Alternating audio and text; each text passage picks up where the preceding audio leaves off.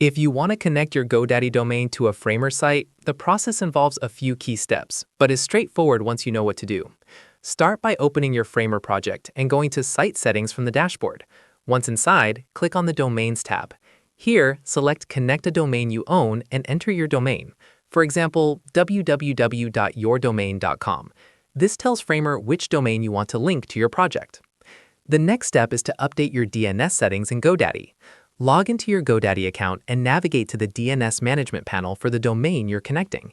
It's important to remove any existing A or CNAME records that might conflict with the ones Framer requires.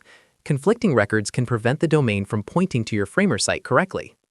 Once the old records are cleared, you'll need to add the new ones. Start by creating two A records.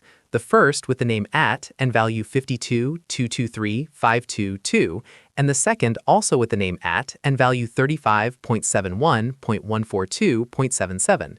These A records direct your domain to Framer servers. Then add a CNAME record with the name www and value sites.framer.app. This ensures that anyone visiting www.yourdomain.com will reach your Framer site. After updating the DNS, return to Framer. Initially, the domain status may show as pending, which is normal because DNS changes take time to propagate across the internet. In most cases, it updates within a few hours, but sometimes it can take up to 24 hours before the domain is fully active.